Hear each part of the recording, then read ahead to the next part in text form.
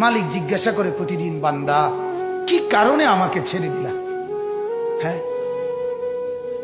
রাত 12টা বাজে তুমি ঘুমায় গেলা, মা ঘুমায় গেল, বাপ ঘুমায় গেল, বিবিও ঘুমায় গেছে, পাড়া পড়শি ঘুমায় গেছে। আল্লাহ বলেন আমি তো ঘুমাই নাই বান্দা, আমিও তো ঘুমাই নাই। সারাদিনে আমিও তো জগৎটা পরিচালনা করছি, তবুও তো আমার কোনো ক্লান্তি নাই, আমি তো ঘুমাই নাই। কেন ঘুমাই নাই জানো বান্দা? রাতের 2টা বাজে যদি তোমার পেশাব করতে হয়, রাতের 3টা বাজে যদি তোমার দরজা খুলতে হয়, তখন যদি তোমাকে উঠতে হয়, আর আমি যদি ঘুমায় যাই বান্দা, তোমারে চোখ মেলে দিবে কে?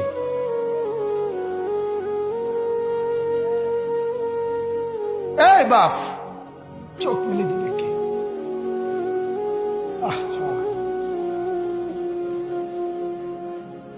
আল্লাহ আমাদেরকে মাফ করে। কোরআনুল কারীমের মধ্যে আল্লাহ তাআলা বলছে ওয়াহুয়াল্লাযী ইয়াতাওয়াফাকুম বিল্লাইল। কোরআনে আল্লাহ বলে, বান্দা শোনো, প্রত্যেকটা মানুষকে রাত গভীরে যে ঘুম আমি দেই, সেটা ঘুম না, আমি ওয়াফাত দেই, আমি মূলত মৃত্যু দিয়ে দেই। আবার আমি দয়া করে একটা নির্দিষ্ট সময় পরে চূড়ান্ত মৃত্যু দেব বলে আমি আবার সেই হায়াত সকালবেলা যখন জাগতে শুরু হয় তখন আমি ফিরাই দেয় আল্লাহ। এমনও মানুষ আছে পৃথিবীতে, রাত্রিবেলা ঘুমাইছিল ভালো মানুষ, সকালবেলা আর জাগে নাই। আমার একজন দূরসম্পর্কীয় চাচা আছে, প্রফেসর ছিলেন, ভালো মানুষ ছিলেন, রাত্রিবেলা জলজ্জান্ত মানুষ ঘুমাইছে, সকালবেলা আর দরজা খুলে দেখছে ওই মানুষটা জীবিত ছিল না, মারা গেছে। হতে পারে না? হতে পারে কিনা বলেন না?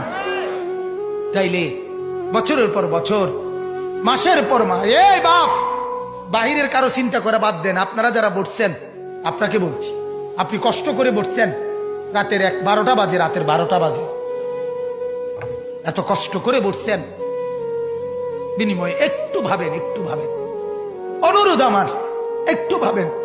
আজ মাঝে মাঝে মন